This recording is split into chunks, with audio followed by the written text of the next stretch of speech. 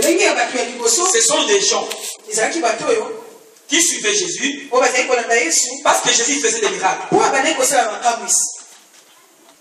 Amen. Amen. On les appelle le peuple. Bien la grande foule. Amen. Amen. À l'église aussi, il y a beaucoup de gens qui viennent pour chercher les miracles. Chercher les miracles, c'est pas mauvais. Parce que Dieu, c'est un Dieu de miracles. Amen. Amen. Mais ces gens qui suivaient Jésus, les premiers groupes là, le peuple. Le premier groupe, c'est le peuple.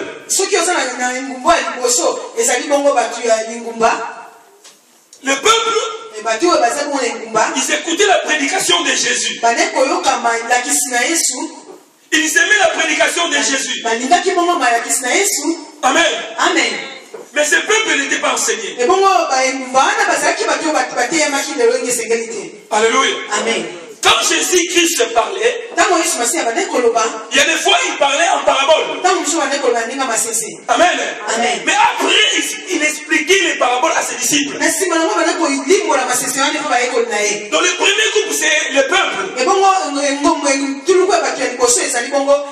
La grande foule qui suivait Jésus à cause des miracles.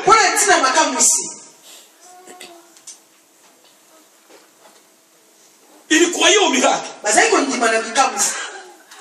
Il croyait que Jésus-Christ pouvait faire marcher un paralytique.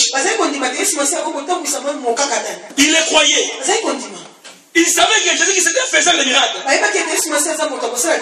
Ils avaient la foi au miracle. Ils recevaient les miracles, mais ils n'avaient pas la foi d'hériter le royaume. Leur préoccupation, c'était de recevoir les miracles. C'était de manger le pain. Amen. Parce qu'ils savaient que quand nous sommes à côté de Jésus, même s'il y a seulement un pain, il est capable de les multiplier. Amen. Si Jésus-Christ traverse, il suivait Jésus. Amen. Je pense que à ce temps il y avait des chèques. C'était toujours à côté de Jésus. Non pas parce que Jésus-Christ est le Seigneur, mais parce que Jésus-Christ est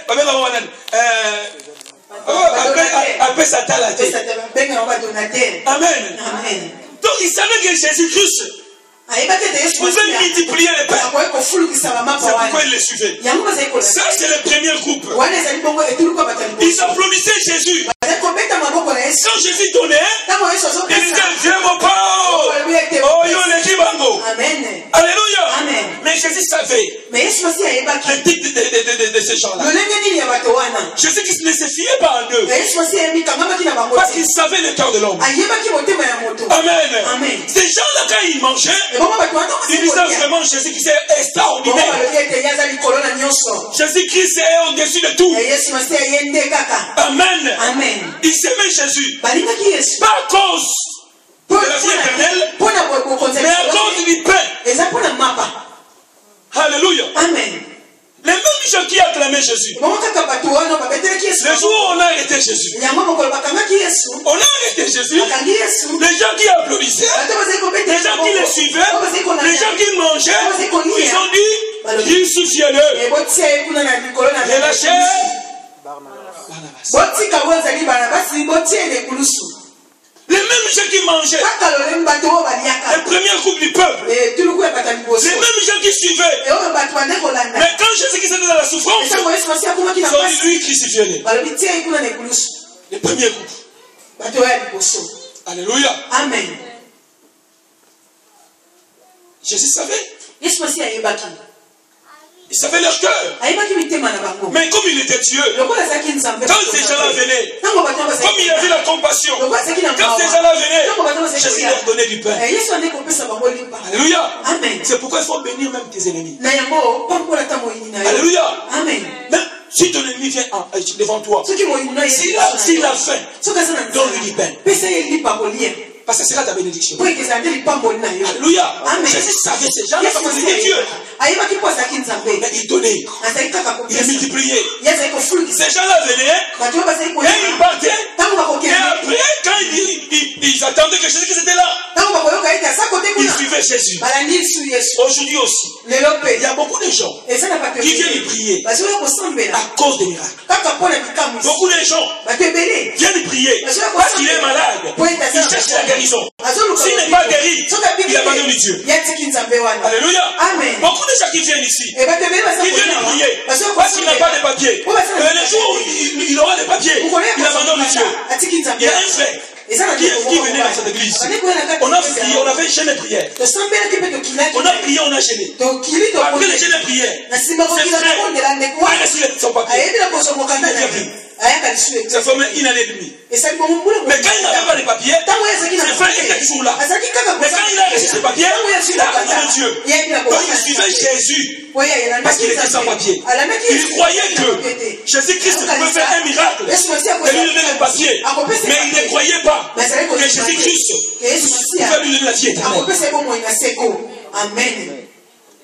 Amen. Ne viens pas à l'église seulement pour recevoir les miracles. Les miracles, c'est pour toi. Mais il y a quelque chose qui est plus grand que les miracles. C'est la vie éternelle. La Bible dit, les ciels et la terre passeront, mais la parole de Dieu ne passera jamais. Tu peux recevoir les miracles, tu peux recevoir la guérison, tu peux avoir les papiers, mais si tu manques la vie éternelle, cela ne sert à rien. Alléluia. Ces gens-là suivaient Jésus. Ils savaient que Jésus faisait des miracles. Ils étaient avec Jésus. Partout où Jésus était, ils étaient là. Mais à cause des miracles. C'est pourquoi on verra. Là où on dit venez, il y a des miracles. Même si les pasteurs étaient publics, les gens seront là. Parce que les gens n'ont pas besoin de la vie du pasteur. Ils ont besoin de recevoir des miracles dans leur vie. Et cela suffit. Mais il y a une autre chose que tu dois poursuivre. C'est la vie éternelle. Amen. Amen. Le premier groupe, ils suivaient Jésus cause des miracles. Ils n'étaient pas des disciples. C'était la foule. C'était le peuple. Ils ne comprenaient même pas. Quand Jésus prêchait, et ils étaient là, ils se disaient à eux-mêmes. Finis d'abord ta prédication. Quand tu vas commencer les miracles, nous maintenant on va entrer en scène. Pendant la prédication, ils n'étaient pas là. Il y a aussi beaucoup de gens qui viennent dans l'église. Dans les moments de louange et d'adoration, ils sautent, ils chantent. Mais quand commence la prédication, ils ferment les oreilles de leur cœur. Parce que le cœur aussi a des oreilles. Amen. Il est là. Mais il a fermé les oreilles de son cœur. Il peut crier, il peut parler. Cela ne lui sert à rien. Mais il attend seulement le moment où on dira que les gens qui sont malades venez devant. Là, il a la foi, il vient devant parce qu'il sait. Quand le pasteur va prier, j'aurai ma guérison. Mais je n'ai pas besoin de sa prédication. Je n'ai pas besoin de ses enseignements. Moi, ce que je veux que je puisse avoir des enfants parce que je suis stérile. Tu peux avoir des enfants, mais si un jour tu es en enfer, tu as tout perdu. Amen. Tu as tout perdu. La première chose qu'on vient chercher ici, c'est la vie éternelle. Si tu viens chercher la vie éternelle, ta vie chrétienne sera une vie meilleure, une vie de sanctification, une vie d'intégrité, une vie de pureté. Parce que tu sais que j'ai réussi Jésus. Celui que j'ai réussi, il n'est pas n'importe qui, mais il est Dieu. Et quand je marche avec lui. Et quand je parle avec lui. Je ne suis pas comme le commun des mortels, mais je suis un enfant de Dieu. Parce que j'ai accepté Jésus. Miracle ou pas miracle, mais moi je sais qu'il est Dieu. Amen. Même si c'est que je cherche, je ne l'ai pas encore reçu, mais je sais qu'il est Dieu. Alléluia. Il y a une foi métallique, une foi ferme. Amen. Une foi qui n'est pas liée seulement au miracle. sauve. Que si elle a su du salut, que si Christ vient aujourd'hui, il va monter avec lui. Il y a pas mal de gens qui viennent à l'église. Qui croient que Jésus peut guérir. Pas que si Jésus vient aujourd'hui, il sera heureux. Alléluia. Amen. Le premier groupe. Alors, le deuxième groupe. Je veux dire 3 versets. Rapidement, on va comprendre. Le deuxième groupe, c'est le groupe des 70. Premier groupe, c'est le peuple, la grande foule. Et le deuxième groupe, c'est le groupe des 70. Amen. Amen. Vous pouvez acclamer le Seigneur. Alléluia. Amen, amen, amen. Dans Luc 10. Je vais lire ça rapidement. La Bible dit, après cela, le Seigneur désigna encore 70 autres disciples. Il désigna encore 70 autres disciples. Donc Jésus avait 12 disciples, plus les 70 autres disciples, ça fait combien? 82 disciples. L'église a dit, école. Amen. Ce n'est pas la foi qui fait la différence. Mais ce sont des disciples qui font la différence. Alléluia. Amen. Ce n'est pas les nombres qui font la différence. Mais ce sont les gens qui sont intègres qui font la différence. C'est ça la différence de l'église. Nous pouvons être 1 million. Mais s'il n'y a pas les disciples, s'il y a que la foule, alléluia, amen. Un jour, vous allez lapider les pasteurs. Parce que la foule, si elle est miracle, ils applaudissent. Amen. S'il y a souffrance, il dit crucifiez-le. Ça c'est la foule. Amen. Amen. Alors les 70. Les 70 étaient les disciples. Jésus a envoyé les 70 à la mission. La Bible dit, il les envoya des à deux devant lui dans toutes les villes et dans tous les lieux où lui-même devait aller.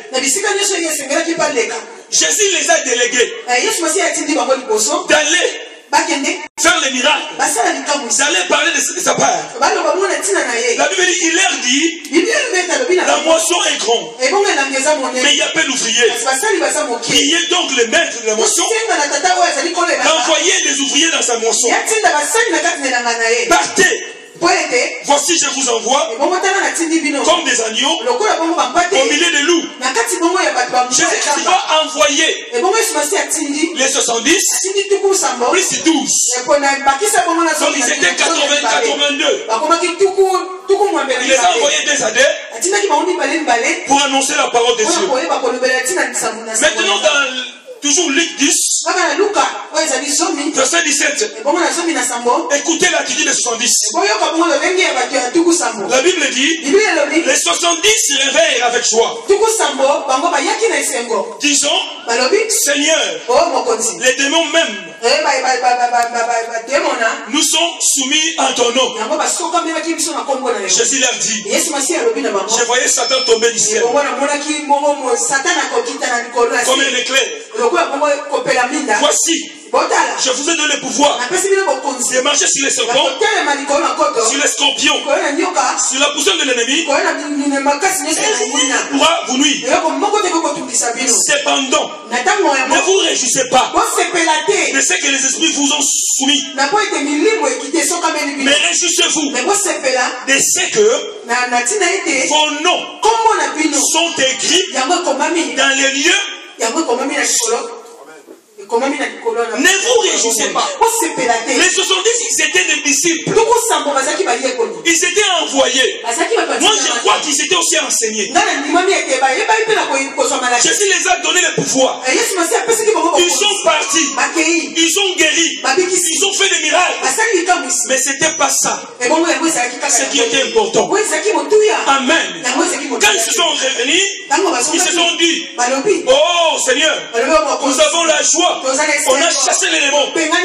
On a guéri les malades. Jésus va leur dire, ce n'est pas seulement ça. Mais réjouissez-vous.